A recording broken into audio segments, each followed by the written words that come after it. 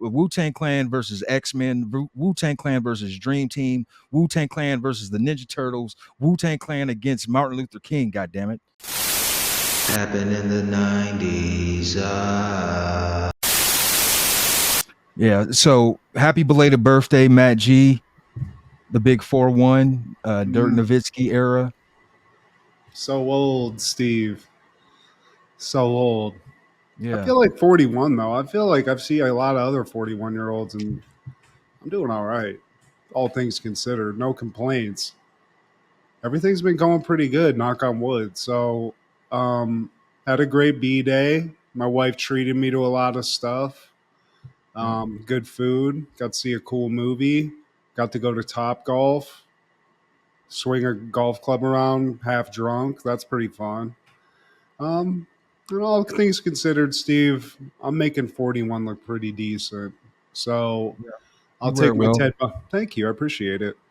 And yeah, appreciate the belated birthday, Steve. Wish you were here.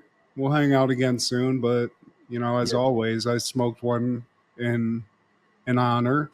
And you'll soon be 41 too. You're just as old as I am. So, Fuck my you're fat just ass as birthday. beautiful. Nobody cares.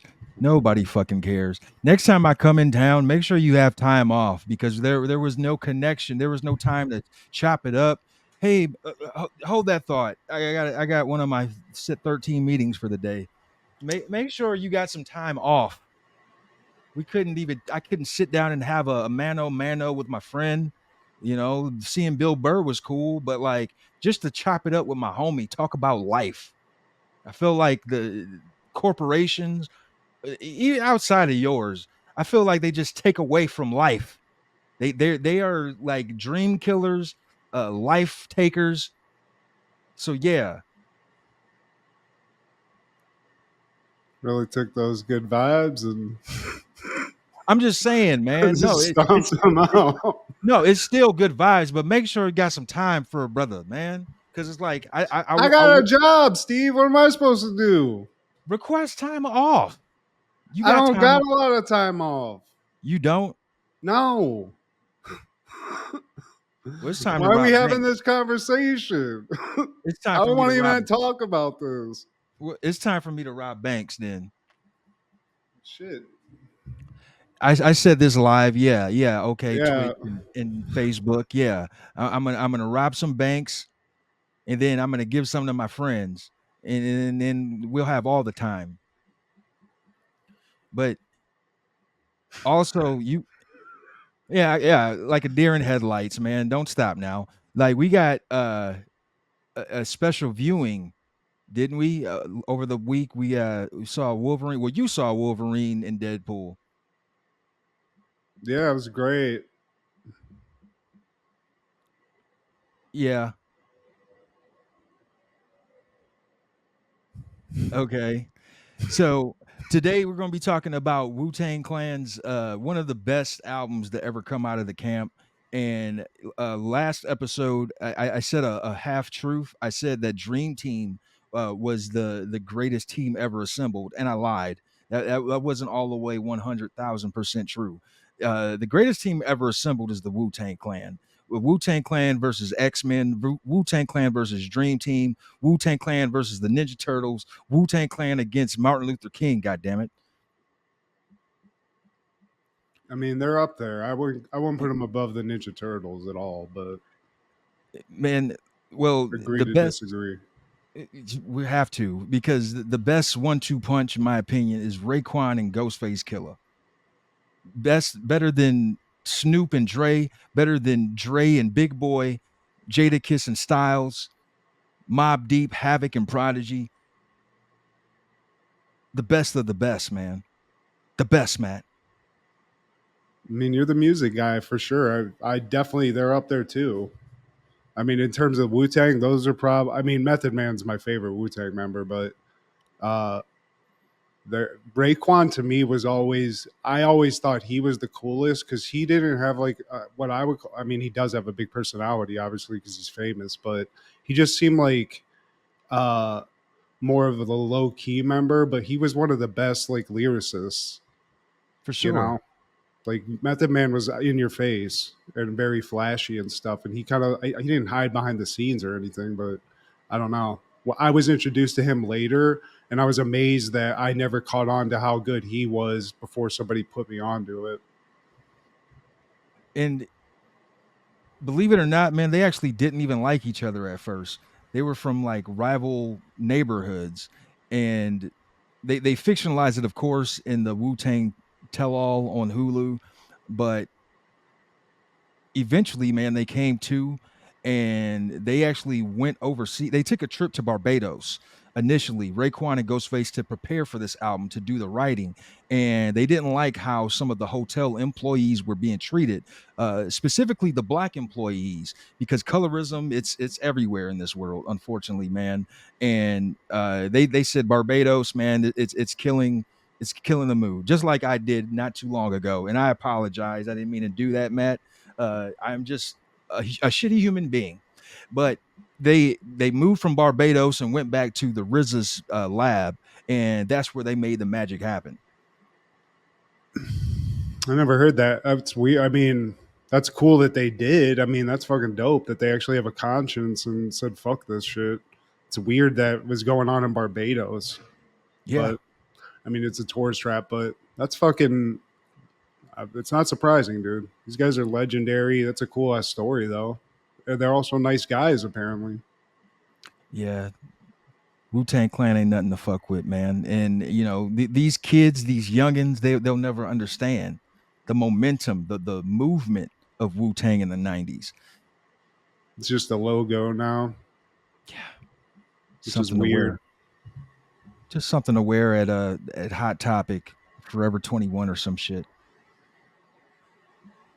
I mean, they're still performing and shit, though. I mean, I don't know that they're releasing new music. The last time I heard about them releasing something new was when that guy, that Skrelly guy, bought like the single album shit that everybody got pissed off at.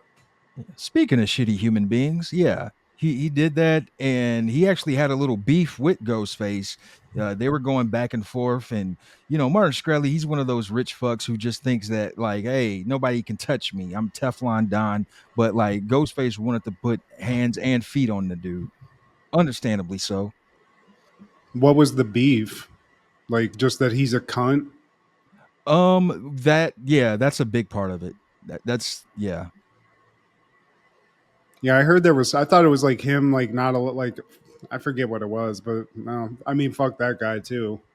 Weird that I just always thought, what a weird thing to do.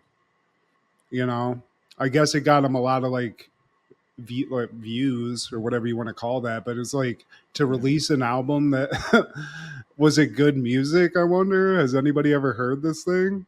And that's the thing that sucks. Like I hate that like nobody will ever have access to it. Like I don't know what the thought process was when RZA put this together. It's supposed to be in a capsule and not unlocked until for like several lifetimes. We're going to be long gone by the time it's supposed to be released. It's like, what's That's the how point of cool that? they are. But that's how cool they are that they can make an album and then pay gets paid for the privilege of buying it and still be like, you can't share this with anybody for this amount of time. This is locked in a box. You get to listen to it and that's it. I don't know how you control that. I guess just the thought is it's going to get out if it gets out. You know, like people are going to figure that out. So, and if it does, you know who put it out there because one guy has it. Yeah, the guy who was hiking up the prices for what was it, AIDS I medication think or it was HIV? AIDS medication, but I'm sure he had a bunch of other shit that he did that to because it was. I'm sure he has other drugs that he owns. I don't know. It's weird. One guy can have that effect, Yeah. you know. It's time But for Wu Tang's cool. I agree. Let's not talk about Martin Shkreli. Fuck his ass. it's time for a really bad dad joke, Matt. I hope you like this one. So the producer hired a group of Crips to work at his studio. You know what he paid him to do? What? Throw up his set. Hey, boys and girls, this is Steve G and Matt G with Happened in the 90s, a show where we talk about what happened in the 90s. So get out your Easy E and your EPMD. Cause yo, what up, yo? Time is running out. It's for real though. Let's connect. Politic ditto. We could trade places, get lifted in the staircases. Word up, peace, incarcerated scar faces. Noise. Steve, it's happening. We're in August. It's crazy. Yeah, It's I don't nuts. know how we got here. 2024 is just flying. It Too needs to much hurry the shit's fuck up. happened. Yeah, it needs to hurry up. This is supposed to be the year of the Mamba, and this month it's 8/24, the two numbers of Kobe. Oh, But wow.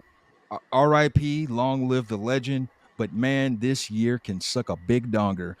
Today, my friend, we're talking all things August 1st in the 90s. Starting off in 1990, Young Guns 2 premieres. Billy the Kid and his band of outlaws are pursued across New Mexico territory by Sheriff Pat Garrett, who the young gunslingers must face off with if they are to reach the safety of the border. Directed by Jeff Murphy, starring Emilio Estevez, Kiefer Sutherland, Lou Diamond Phillips, Christian Slater, William Peterson, Alan Ruck, and Balthazar Getty. Was Slater in the first one? I hate to throw questions that you might not have answers to, but I just don't remember him being in like the initial movie cast. Anywho, um, Young Guns 1 kicked ass. When I was a kid, you got some Emilio acting like a psycho, which is pretty cool. It's got a baby face, playing Billy the Kid, but also you get a very cool Lou Diamond Phillips in this, Steve. And that to me is the star of this franchise, LDP. Yeah, and he was in the original. Lou Diamond Phillips was. Christian Slater was not. Charlie Sheen was in the original, and so was Jack Palance. Yeah, Billy. Yeah. Um, yeah, Young Guns too, Steve. I told you before we started. I don't remember it. I thought it was the one where they trip peyote, but I'm now thinking that might be the first movie. And Young Guns 2, while they might have gotten the star power back, I think this focuses on the latter part of Billy the Kid's life. Maybe that's pretty cool, but other than that, Estevez a second time, I'm good. Yeah, man, and I don't think Balthazar Getty was in the original. Balthazar Getty, he was one of the kids, actually the main kid in Lord of the Flies, and he's one of the grandsons of J. Paul Getty, the Oh, tycoon. the guy in L.A. that has a museum named after him. I'm assuming That guy, yep. they rich. That's cool though. Balthazar Getty. What an epic ass name. And also Alan Ruck from Cleveland, Go Ohio. Mostly famous for his role in Ferris Bueller, and he's the guy from Spin City. Rooney, But Billy. That's it. yeah, That's all I got, Steve. Bueller. But 1994, though, Baltimore shortstop Cal Ripken Jr. becomes only the second player after Lou Gehrig to appear in 2,000 consecutive MLB games in a 1-0 win versus the Minnesota Twins. Cal Ripken. He kicked our butts, eh? Um, I don't know, Steve. What do you think about Rip Dog? You know what, Ripken? I feel like kind of like what we said about who was the boxer, redhead guy, Redhead guy. the redhead guy from Oh, Mexico. Canelo Alvarez? I feel like Cal Ripken is kind of like Canelo as far as like you don't hear bad things about him from his peers, from fans, and even like people in his division, like Yankees fans, Red Sox fans. Like even though they're like they play the Orioles a shitload of times in the calendar year, you just can't say bad things about him. He never got caught for peds, never like beat on his woman, never been in the tabloids. He's just like go to work with my lunch pail, do my job, go home, and that's that. Have a glass of milk at the end of the night. Yeah, there were no like skeletons in his closet that ever came out. Even Nolan Ryan, who to me looked like the all American like dad type guy, he beat the shit out of a guy, or at least tried to, on the fucking on the like in a fight on the diamond, And that famously. was yeah, I think that was like his final season, man. But Nolan, outside of that, he's got pretty good reputation, man. Cal Ripken, I have no bad things to say. Besides the fact, Orioles, you're never going to win in my lifetime. You're just they won. Yeah, they tried to get Bonilla, that didn't help. They had Cal Ripken. That's one guy though. That's a problem with baseball. There's too many positions. You can't really dominate with one guy. It's something very unique about him. He's like a rarity in a LeBron James sense, man. Like, because he was born and raised in Baltimore, kind of like Pete Rose. It's like we draft this guy in our own backyard, and he's going to stay with us. Um, Unlike LeBron and unlike Pete, he's going to stay with us for the rest of his career. That's pretty. I didn't know he was from Baltimore. That's pretty dope. Didn't his dad? Are we talking about senior or junior? We're talking about junior, right? Talking about Junior, the Iron Man who broke the record, Did but his dad play ball? his dad did, as well as his brother Billy Ripken. Did he ever?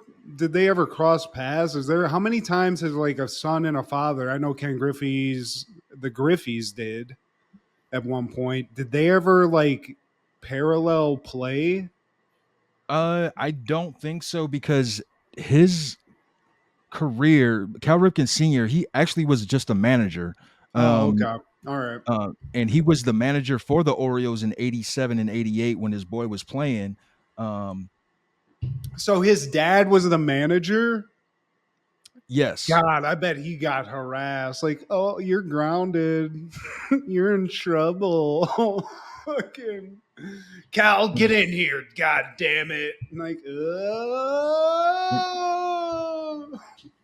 And his brother, Billy, played for the Orioles for a little minute, man. damn, Yeah. guys. The fuck are you guys? Also, just like, I gotta say, Cal Ripken Sr., you need to pump some of that fucking juice out because apparently you got 2 for 2 major leaguers. That's some Yeah. powerful jizz, Steve. He's a coach too, which is crazy. He's like, I'm gonna create the best, and he Like, did. Well, one, I mean, I guess. oh yeah, Billy, yeah, not so much. But hey, I mean, you were getting some MLB checks, so that's success. Uh, but Yeah, that following year, 1995, Raekwon releases Only Built for Cuban Links and the World Would Never Be the Same Again, aka the Purple Tape.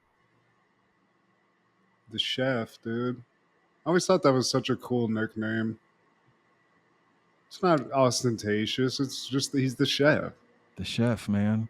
And I'll never forget, like it was yesterday, Matt. I was riding the Tarta, the area, Toledo area region Regional transit transportation. There you go. transit Transit. authority. Yep. Yeah. Okay. Toledo area Tarda. regional. Yeah, the Tarta. And that's what we took in middle school. We had to take the Tarta going to school and coming back. And there was this just abandoned tape on the ground as I'm getting dropped off. And I pick it up because it's free merchandise. What do we have here? The wordings, everything was just smeared.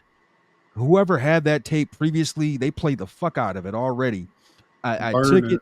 Yeah, I took it, brought it home, and lo and behold, it was only built for Cuban Links. It wasn't one of the purple issues, but it was the album, and man, that was the soundtrack of 96, the summer of 96 for me. Because I didn't get it until 96, but yeah, man, it's so many hits. Wu Gambinos, Incarcerated Scarfaces, Ice Cream. Watch these rap ninjas get all up in your guts. French vanilla, butter, pecan, chocolate deluxe. Even caramel sundaes is getting touched. Scoop it to my ice cream truck. Who tears it up? That's. I mean, are we going to karaoke tonight? Because you I'm got that always one ready. out clean, Steve. But that also, what looks clean is that cassette tape behind you. That's pretty fucking awesome. Yeah, and this was his own doing, man. He wanted to stand out from the rest. Everybody at the time, you either had like a clear, regular tape. Sometimes it That might be was that. it.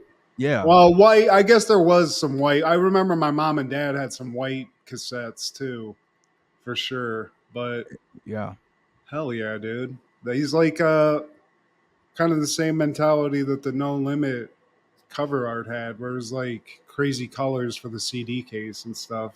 I think he was that genius, Steve. It's crazy to think that Raekwon also had that kind of mentality.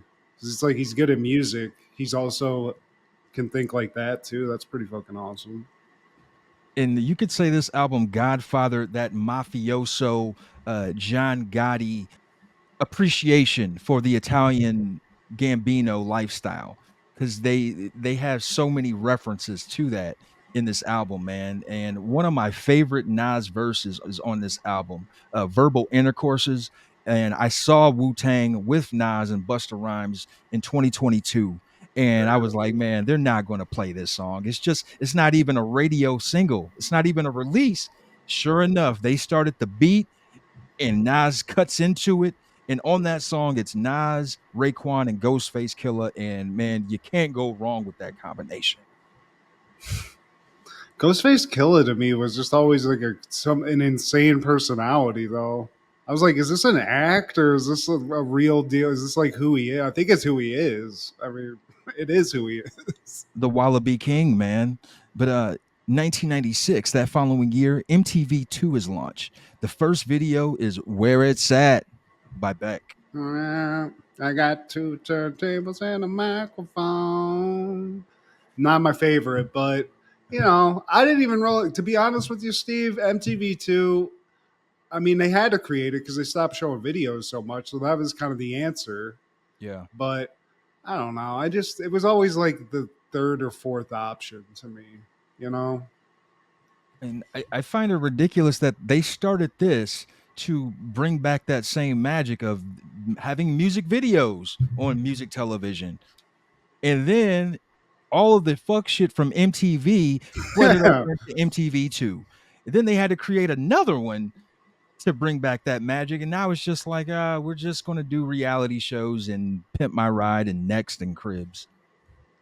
Rob Dyrdek needs 8 shows, so let's get Yeah. him another one. Throw it on 2. We'll Wow, create a then 3. We'll create a 3 to show some videos. we have to reserve MTV2 for Wild and Out now. Yeah, exactly. Nick Cannon's also gonna get in another show, and we're gonna give fucking Rob Dyrdek. What's that girl that he always had on his show that was annoying as fuck? The one that Something people say used to be Minkus on Chanel Boy Meets West World. Coast. Yeah, Chanel West it's Coast. like Yeah. let's give her a show too. Fuck it. Let's just throw money in the fucking fire right now. And I don't know how that theory started. We have internet now, people. We can do our own research. It's not like back in the day when they said that Paul was Marilyn Manson from Wonder Years. Oh yeah, hell yeah, I do remember that. But I think honestly, if you look up Chanel West Coast and then you look up Minkus, I know it's not, but I think it's a really uncanny likeness. It's Shout like out a to Chanel clone. West Coast. No, don't shout out that. Shout out to Minkus. No. Shout out to Minkus for sure, but not Chanel West Coast. Yeah. But 1997, Beavis and Butthead is airing season 7, episode 24, Canned. Beavis finds an unopened can of root beer along the side of the highway, and Butthead convinces him that it must be shook up before he opens it. I hate to say Simpsons did it, but didn't the Simpsons do this, Steve?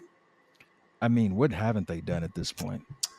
But yeah, dude, Beavis and Butthead, they're just hanging out in the middle of a very busy highway. I don't know where this is at in terms of their house, but not really safe.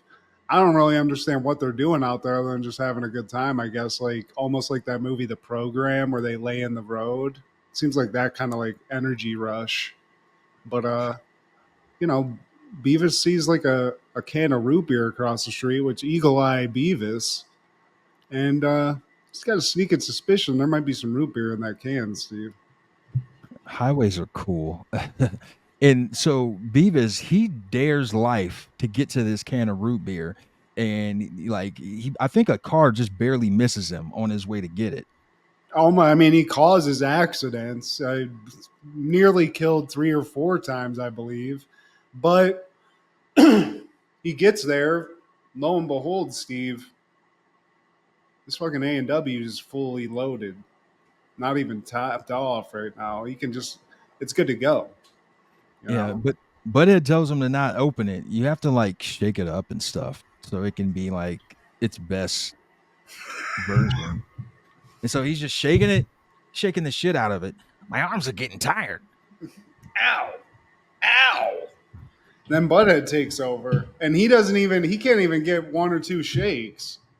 He's been fucking doing this all day, so his wrist is already locked up. So he goes, we need to figure out some other way to do this. So they actually have a couple working brain cells because they see, I think, like maybe somebody just got married, but that gives him the idea, like, let's tie this thing to one of our bikes, shake this bitch up. And that's what they do, Steve. I don't know why he makes Beavis do it all the time. He just doesn't want to be bothered, I guess. Yeah. And so yeah, they get the bright idea dragging the cans on their bikes. I don't know where the bikes even came from. They just mysteriously appear because it's Neighborhood bikes, Steve. It's you. Whoever gets it, gets it, you know? yeah, five-finger discount. And they don't make it that far because eventually like they both trip and fall off their bikes and then they get ran over and their bikes get ran over by Todd. Who doesn't give a I mean, he almost kills these kids. He's not apologetic at all, Steve. He comes out hot. He tells them that he's pissed off that they're in his spot. He's warned them about this, parking their fucking bullshit ass bikes there. And, Butthead's, he's still on this whole shaking thing. And he explains to Todd this whole, you got to shake it. Do you want to shake it? And instead of wanting to shake the can, Todd's like, you know what, guys, I got a better idea. Kidnaps them, Steve. I mean, we can call it whatever you want to call it, but he picks them both up with his burly friend that I can't remember his name, Chunk or Chaz or some shit. I don't know what it was.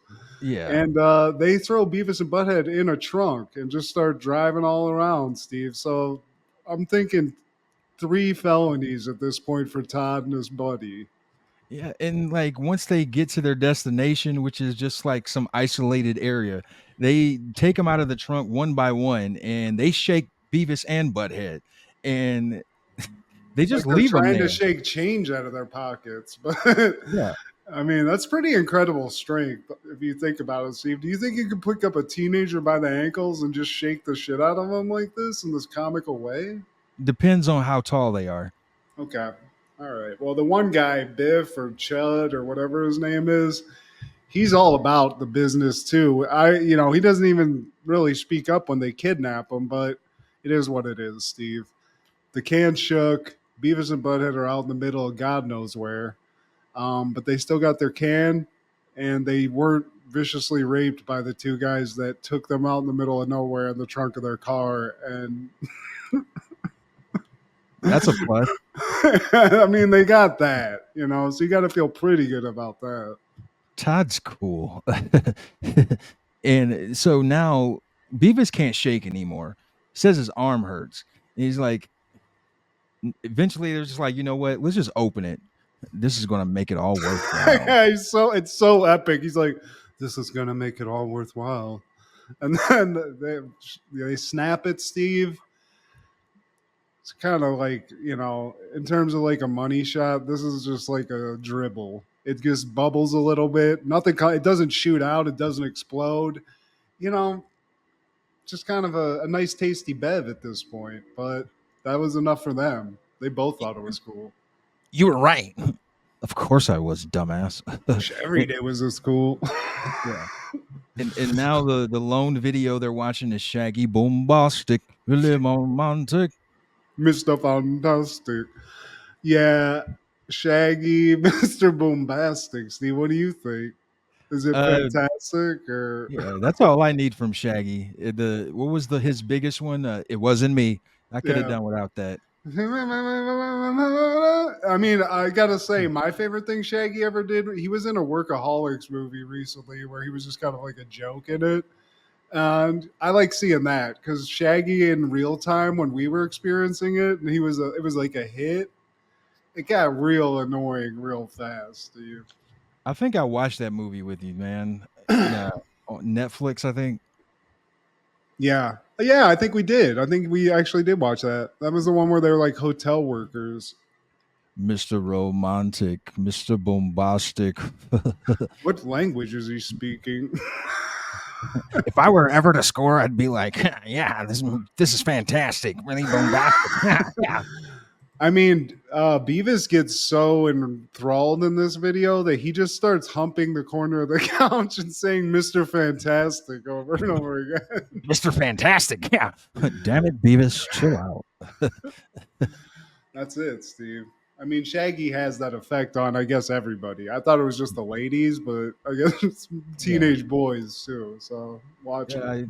yeah, not me, throw a porno in. But that same day, 1997, Airbud premieres in theaters. Directed by Charles Martin Smith, starring Michael Jeter, Kevin Zegers, Wendy McKenna, Eric Christmas, and Bill Cobbs, and Buddy. Buddy, the real star. Um, I mean, it's a dog that can play basketball, Steve. What are we going to talk about here? It's a miracle. It's what the world needed in 1997, Matt. Something so ridiculous to prepare us for the Montreal screw job in a couple of months. It definitely softened the blow. That dog hitting threes and barking and making a kid smile. It made everything right for a couple of months. I think there's been subsequently maybe like 30 of these.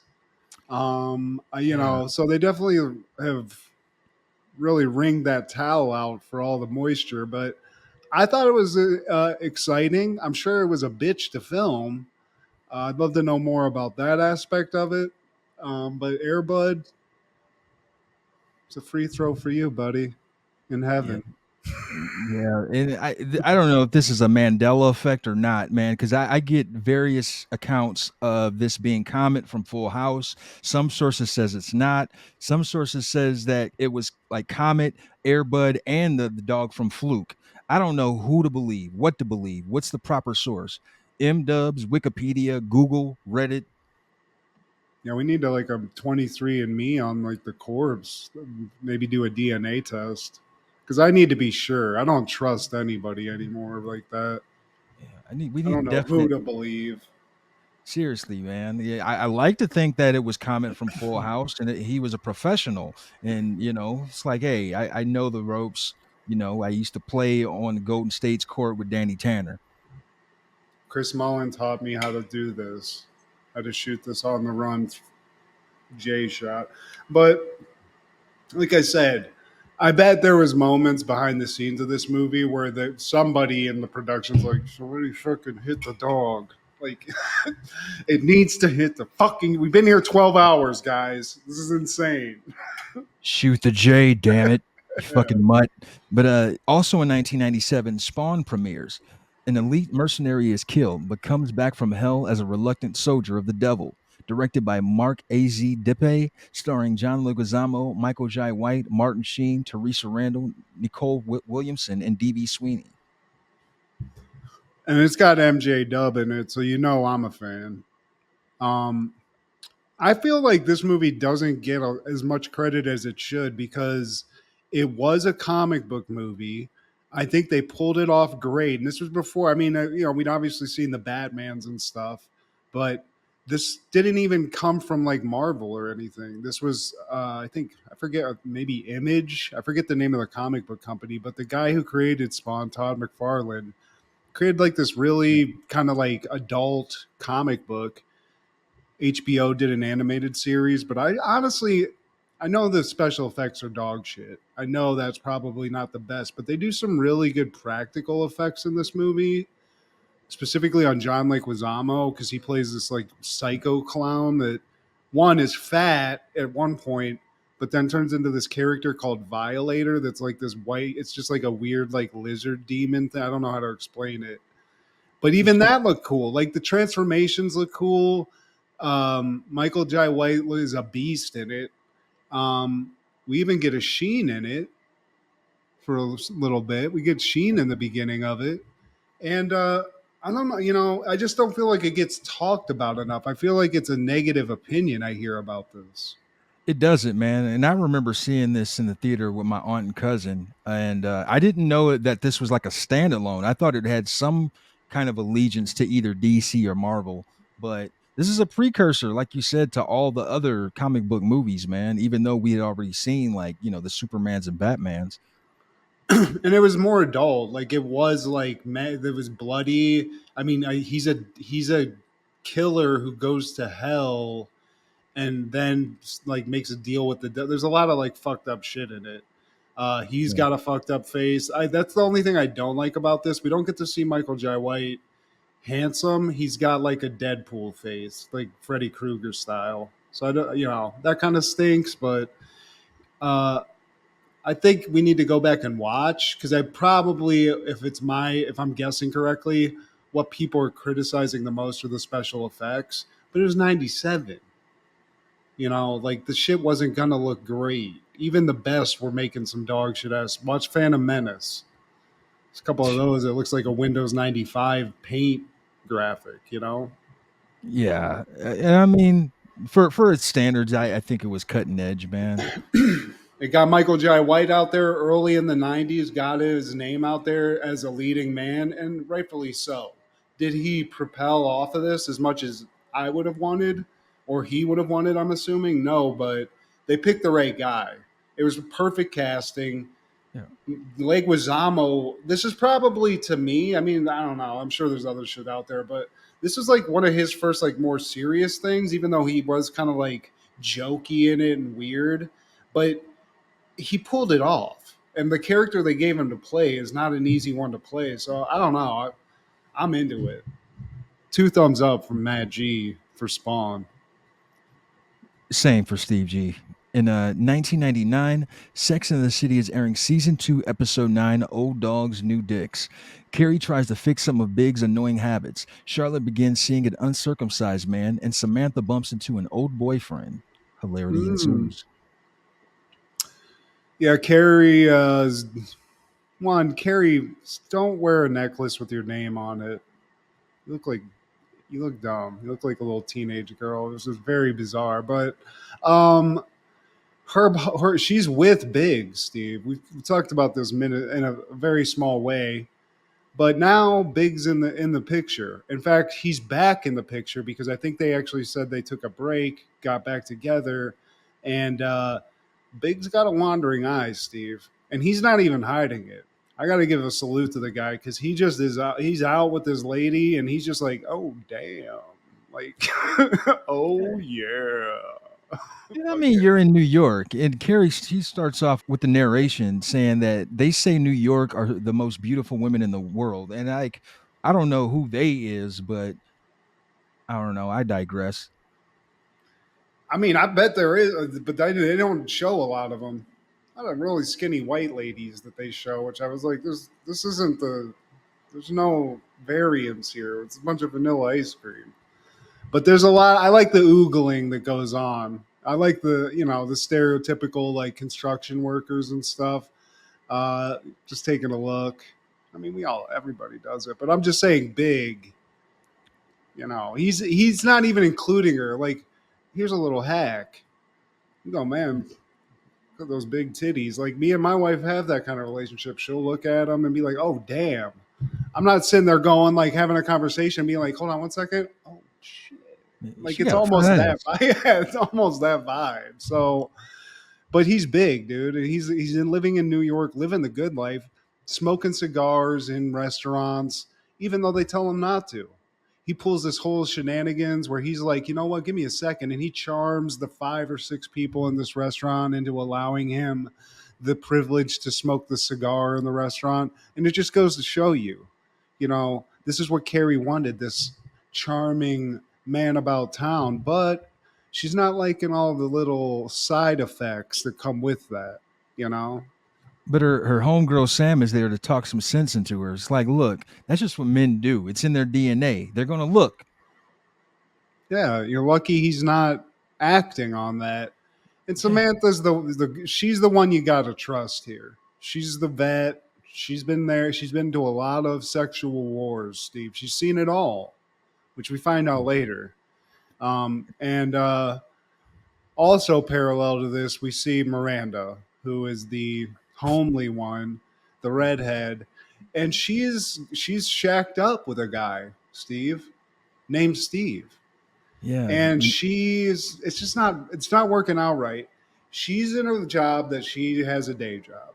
She's dating a bartender. So he wants to come over and smang at like 4 in the morning and then stay up and snuggle and stuff. And she's like, I can't have this. This is affecting my REM cycle. So, and I gotta say, I mean, he's throwing it at her and she's denying it. I mean, the guy, you're a bartender, bro. What's going on here? Yeah. And he looks like Fievel. I don't know why. Just that's the first thing I want to call him Fievel. And It's like Wyatt from Weird Science with glasses, you know? or yeah, along those lines, man. And everything else is cool with Steve. They vibe. She's loving her new home, the new relationship and everything. It's just the schedule. They're opposite of each other. Sh- And She's exhausted, Steve. She's a lawyer. Isn't she a lawyer? yeah. So she's got stuff to do. She's got groceries to get. She's got Pilates to do. But this guy just wants to cuddle. Oh, Jesus, Miranda. I'm sorry. He's a gentle lover. I'm sorry. This guy is sensitive and is also a bartender with a night job. God damn. But she's just not sure, Steve. She forgoes a lot of stuff and then gets to go out with her friends that Saturday night to their local bar for a little drag queen bingo and a little chit chat. And while that's going on, Charlotte, she's got a new dude, and she finds out that Buddy is he's still got his slobbery sleeve. Yeah, he's got an anteater. And I mean, they show the moment where she finds out about it. And I mean, can you like put the guy's feelings into some sort of put it into your vision a little bit because notices that he's got a little extra skin up there and isn't just like, Mm. oh, that's interesting. She's like, ew, what is this? Ugh. I mean, that's basically what happens. He's like, and you know what made me even sadder, Steve? This guy, this poor guy, whatever his Dave, I think maybe his name was, I forget, Anteater Something. Dick. Um, he he's like, you know what? I get it a lot. And how sad. This guy's waiting for people to see his uncut dick and I guess get horrified because that's the general porn stars don't seem to matter that much. They don't mind it, but Charlotte, she's like, I need a cut dick, please. Yeah, get him out of here with your baloney basket. And like Ugh. I it's mean, very say I was given a I'm cut, so that's all I know. I don't know what it would be like to see something else. I've never seen anything else. But to Charlotte, this is all I'll say. Even if it's not to your tastes, take the guy's feelings into account just a smidge. Because I feel like this guy's on the verge. You live in a high rise. This guy might jump out the fucking window. I mean, one gag. She was close to gagging, Steven, not in the right way. She's like, oh God. well, What is uh, that? What is yeah. that? Is that smegma? Is that what that is? Oh, your pecker pocket, put it away. And now Carrie and Mr. Big, they're having a date, and she has like some issues with him smoking his cigar because he's always smoking a cigar. And actually, it's the waitress. She takes issue to it because she's concerned about the other patrons at the restaurant. And he's like, "What? All four of these people here? Yeah, Like, this is what I was saying. He charms them and like gets over this issue with the waitress. But you see, dude, Carrie's all in her fucking head about this. So she starts creating little embers of tension because she is pissed off about him looking at other women, even though she's not willing to come out and just be like, hey man, have some class. Like you don't need to. I'm here, so you just don't need to do that. Uh, but I gotta say, dude, big. This is fucking big baller fucking energy. I love this. I want to and hang out with him. and she even says like, "You're arrogant, but isn't that what you loved about me in the first place?" That's what I'm saying, though. This is what success in New York, I guess, is like. Just a guy like this. It's like, yeah, I'm ignorant. So let me fucking finish this fucking bat real quick. But and they leave, and he's checking out ass on the walk, Steve. Yeah, they walk by a prostitute and he like, turns his neck and she's just like, "Look, I don't like The when you smoke that cigar. cigar." Okay, well, at least you're telling me to my face. But And the that wasn't even motherfucker throws that thing out, and knowing his rich ass, that was probably like a hundo that he just threw on the New York City streets, Steve. yeah, he can buy several more. You could have rolled a blunt with the rest of that. And I mean, that wasn't even the real issue. Her issue was him like gawking at chicks that they walk by. You got to figure out how to use the perif. I mean, these are tricks. You don't have to be out in the open, big. This woman's a journalist. Like, you don't want to get into a situation where she's like Taylor Swifting your lack of class all about town. This woman has a blog or whatever the fuck it is. So, but he throws the cigar out. Water under the bridge, right? No, it's boiling. Carrie's boiling, Steve. Um, this whole Miranda thing, this keeps happening. I think she actually stays up. Are we there now where she's like Uh, up? well, we cut to Charlotte right quick. She's leaving her date with Dave, and as she's going up, she stops him because he thinks they're about to go upstairs and get it in, and she stops his Saint Bernard ass. Like, look, no, maybe tonight is not the night. I'll see you another day. It's like, oh, it's because I'm uncircumcised, isn't it? Huh? It's because I got my little. He knew. Yeah, It's he knew. happened that many times. He's like, I've been here before. It's because of the dick, right? It's because of the gross dick. I know, I get it all the time. But Steve, this is where this takes what I call an insane turn because there's guys out here all over the world with uncut dicks, Steve. Apparently, Probably, I think it's better for you, I've heard, than having a cut dick in some way. Whatever that is, I don't know. But they're everywhere. It's not even that weird. It's like maybe having a fucking whatever. I don't know what the percentage is. This guy says to Charlotte, you know what? I'm going to get my dick cut for you. He didn't say for you, but he just basically this has initiated a grown ass man who's lived with his dick for however many years. He's jacked that fucking anteater off a bunch. No problem. It works. This guy's like, you know what? This is the last time this is what happened to me for being fat. Where I was like, I'm sick of being fucking relegated to the sidelines because of this issue. In his case, it's having an uncut dick. And he says, you know what? Fuck it, snip this bitch off. This guy's getting a circumcision at like goddamn 30 some years old, Steve. That's lunacy. I mean, How yeah, much do you want pussy off of this one chick? You're in New York. There's chicks that love an uncut dick, I'm sure, out there somewhere in the NYC, Steve. You just gotta it's look. it's hard looking sometimes, man. So for now, the jacket's got to come off the joystick, and like, Why, dude? I but mean, yeah, right. It does, Steve. But where do you go? Who do you approach to get an adult? Is it a plastic surgeon? A moil? Do you go to like a Jewish guy and like, you know what? Do you got that guillotine you got up for the kids? You you want to just fucking do me up real quick? Line me up? you just go to a surgeon, and he tells her like, I'm gonna do this. I'm gonna get this done, and do you mind waiting? Are you gonna be patient? It's like, sure, I don't mind waiting. I will give Charlotte this much credit. He tells her he's doing this, and she doesn't get weirded out or just feel Yeah. sad for him. She's like, "That's one of the sweetest things."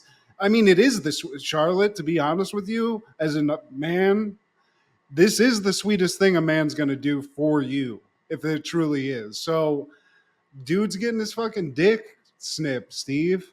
And it's going to take like what he says is a week to be able in fuck condition, but I don't know. An adult circumcision, I feel like the timetable's got to be. Give me 2-3 weeks. I don't want to Uh, dip this thing in battery acid. Like you got to fucking let this bitch heal up a little bit. But he says a week, so yeah. you know what? Fuck it. Yeah, man, you gotta look. Literally. Gotta let that thing breathe, man. Your spunk trunk. And I came across these other metaphors: pickle pouch, uh, ding dong come along, 9-inch niche, chode chamber, boner band collar crank, foot bucker fillet, birdie bracelet, banana slackery, hand job harness, bait and ball blast, beanpole baldric, nether tether, hot dog hanger on, cockadoodle diadem, meat rod rollover, grab on girth girdle, long dong sarong, slip schlong saddlery. I like long dong sarong. That one rolls off the tongue. Pause. But the only thing I've ever heard useful about having an uncut dick came from a comedian story. One Joey D has, who admitted on a podcast, among other things, that he used it to actually sneak drugs onto planes whenever, it wasn't like 9/11 stuff. Those are like in the 80s and shit.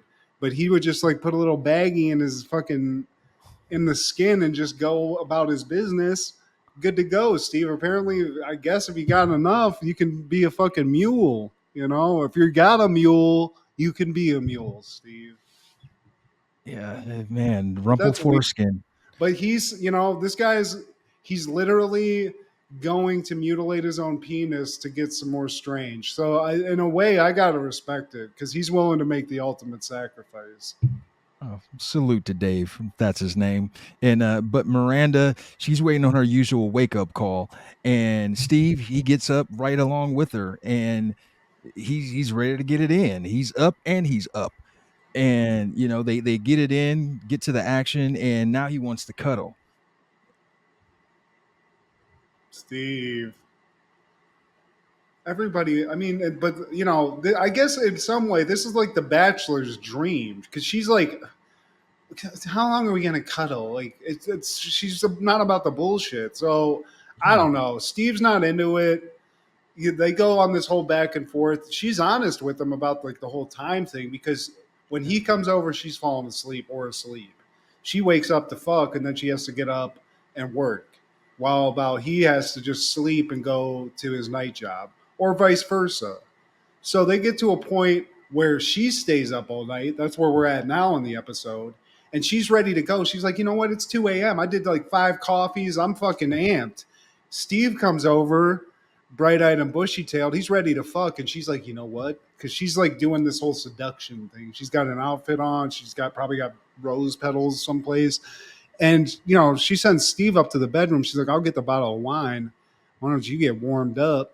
She gets up there. Steve's asleep. And then she completely flies off the handles. Like, you know what? Go. You need to just go sleep in your own bed.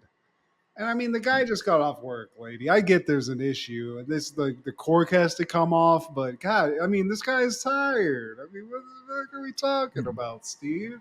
And yeah, before all of that, they have drag queen bingo, and Miranda, she's expressing her concerns, just like Charlotte. She has concerns about her Sharpay Bay and some cat was it not Samantha, but Carrie. Jesus, Yeah. Carrie. She has her issues with Mr. Big, and while all they're spewing all of their shit, one of Samantha's old boyfriends comes along, and he's in drag, and he even chose the name Samantha as a stage name. Hey, girl, looking good, queen. Yeah, and she's not taking because he's like, this all happened right after I got done seeing you. You inspired me, and Samantha's a fucking fuck machine. She doesn't want to be somebody's bottom that they came out of like the whatever. So she doesn't. There's nothing said. She just doesn't. You can tell it bothers her, Steve. She just wants to try to fuck him again, maybe to like, you know, I guess like reclaim her energy. I don't know. She just is really sad. I feel like, which I don't like, because Samantha, she's my favorite, dude. Well, imitation is the most sincerest form of flattery. Here, I mean, drag queen being, it looked like a cutthroat bunch of drag queens. They're all very, I mean, they're drag queens. They're all very catty. It's Yeah. like there's more bingo cards to hang out. Fucking Samantha, bitch, and she's like, chill out, you fucking little fucking sissy. These are huge drag queens, by the way. Were one of them linemen for the Giants or the Jets or some shit? The one rolling the balls and that thing, she could definitely. Her and Big Van Vader would be a formidable tag team for Yeah. goddamn sure. Um, but I do like that everyone's like Samantha of all people is like I've had 8 uncut dicks, so like it's so memorable. She has like the number in her head, you know. So just goes to show you. But she's like, it's fine. It's all I don't about know. just getting in. It's the motion. Get it, you know, figure it out. It's not how it looks, it's what it can do. And I don't know where they get these numbers from. They said 85% of the men in this world don't have their shit cut. I don't Well, know that's about. foreign countries, and I'm sure Oh, there's other religions and stuff that don't allow it. But it was the norm. I don't know why it's done. I don't really give a fuck. It just is how it is for me. But as if I like, I just feel like as an adult man, like I guess it's in the '90s. Like you can't read the internet and figure out it's not that weird of a thing. But like, it seems like a real extreme thing to do.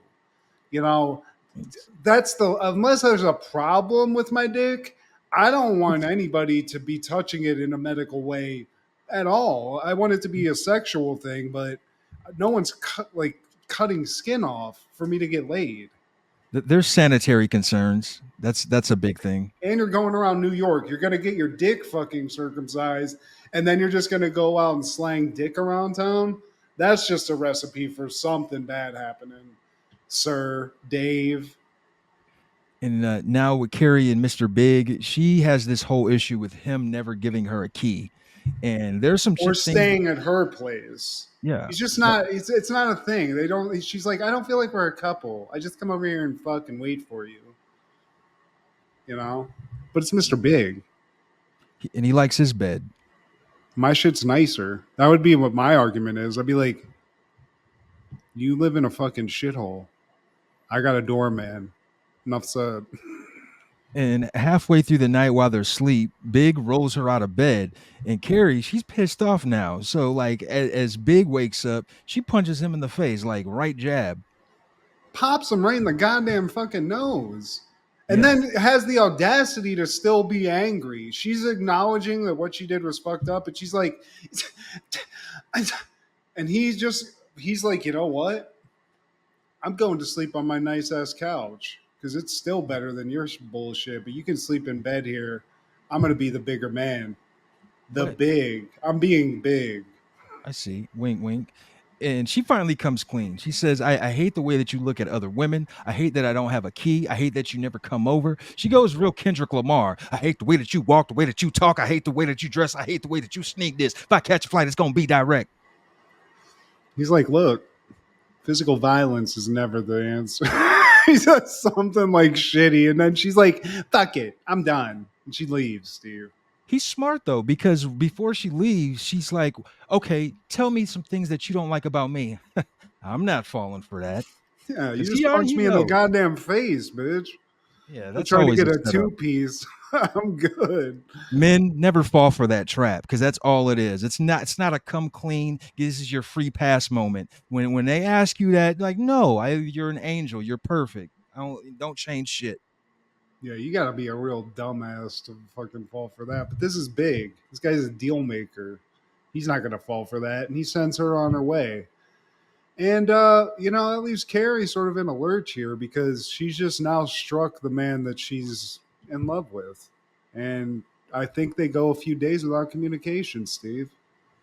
And back to Dave and Charlotte, they're making out, and he's like, I got the procedure done. Oh, it's good to go, but I need about a week or so.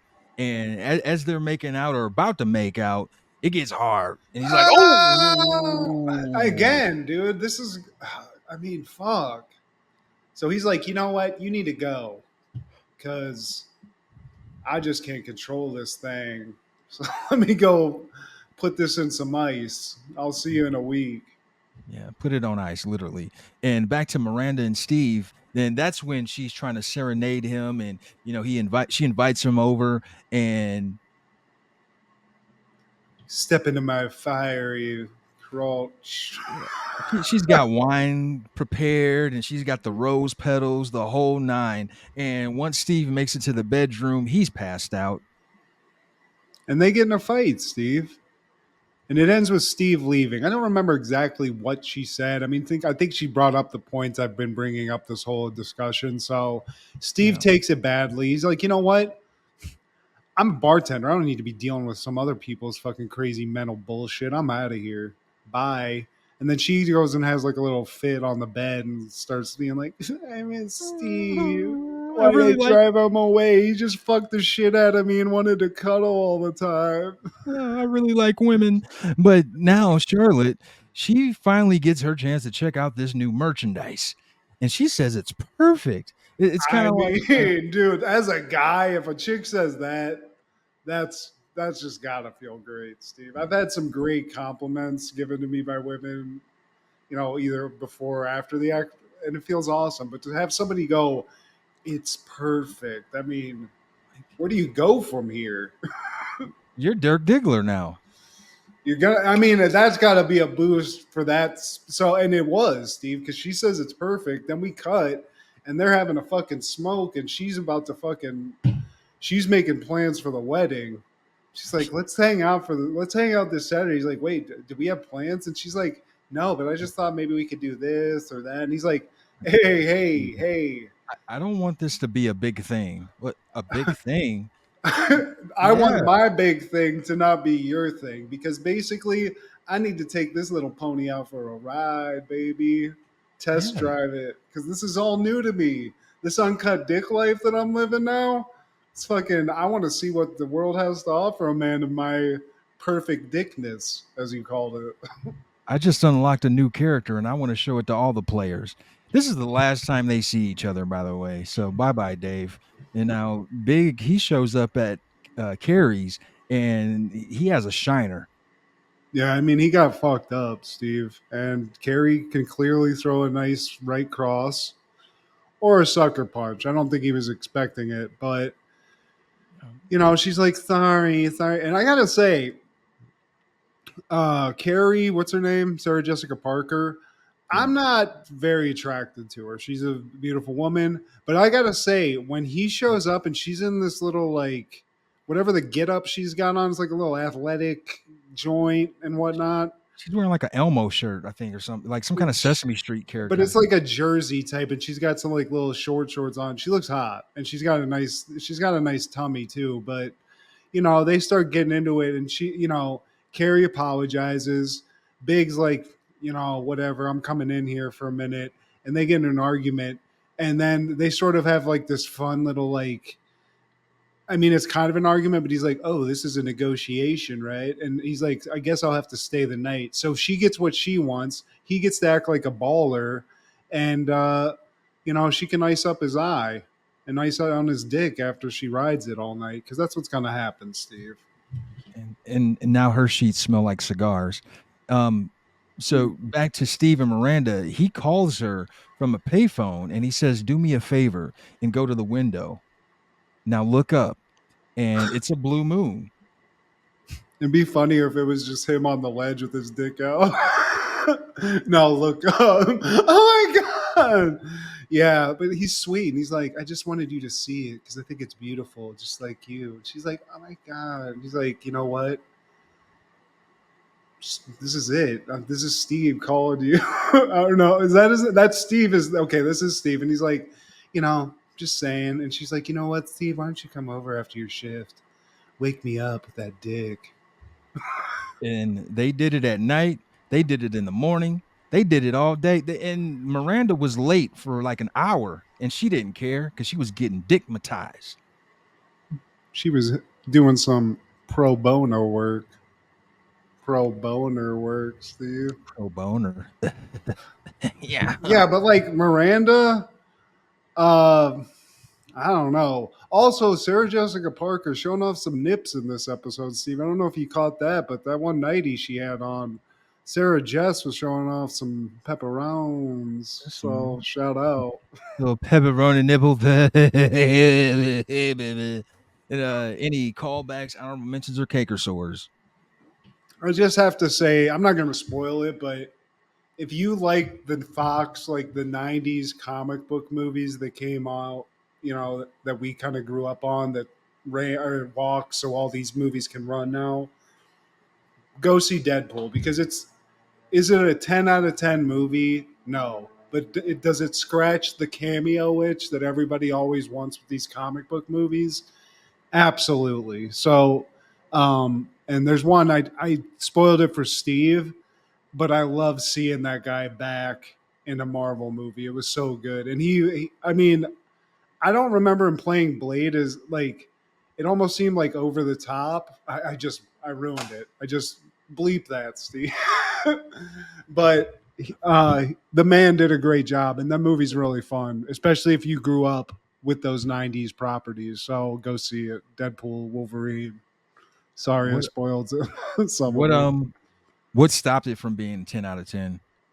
There's really, I mean, there's no real stakes to it at the end of the day. Like if you just like pay attention to the story, and there's really just not a lot of. It's not like a big. There's, I mean, the story's just kind of there to get you from cameo to cameo almost. But the action's fantastic. The jokes are fantastic. The special effects are great. Everything's really good about it, but there's just really like the story's kind of flimsy, you know. Okay. But still, you get Hugh Jackman as Wolverine.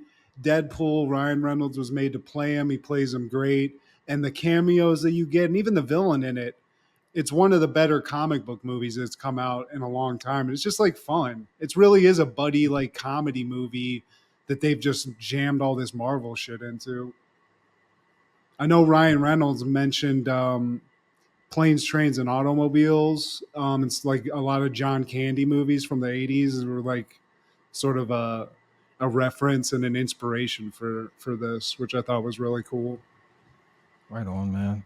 And all I got is well, I have a couple of things. I didn't mention this last week, but R.I.P. to Bob Newhart, another legend, a comedy OG, fellow Midwesterner too, man. Born and raised in Chicago, Illinois. I always loved his show, the Bob Newhart show on Nick at Night, and then the remake. It wasn't even like related; they're two completely different shows. But the Newhart that came out in the '80s, I'd always watch those, both of them with my grandma. Man, you won't be forgotten ever, man. I think he almost made it to 100. Man, he was 90 plus, but He to me was like a genius, like George Burns was. Like I don't think we were old enough to appreciate him as much as we should have, but right. we saw him, and he was. I love Newhart, dude. I used to watch that with my family all the time too. My grandma loved that show. And also, man, if I can say this shit, the bullshit on air, I can own up to it on air. I want to apologize to my friend, man, for some bullshit I said earlier. I didn't think that it would go left the way it did, but I'm still. I need to work on me because I'm not the best version of Stephen Garrett at this moment. But there's that, and I never want to say things to make my friends feel bad. But also, and this is important, I try not to go political on this show, but this isn't even political, and I think my buddy can co-sign on this. Please stop killing unarmed Black people. Please, Yeah, that's not asking for a lot. It is a pretty easy request, man. Please, man. But also, please like, share, subscribe, and comment. Please tell your sister, watch these rap ninjas get all up in your guts. French vanilla butter, pecan chocolate deluxe. Even caramel sundaes is getting touched. Scooping in my ice cream truck. Who tears it up? Please check out Food Show Fanatics with Matt and Kendra. Crushgasm every Wednesday with Kendra, as well as podcast with our guy Clark the Shark. This is Steve G and Matt G with Happened in the 90s. Matt was the fat kid, Steve was the black kid. Life wasn't always great, but you know what was? The 90s.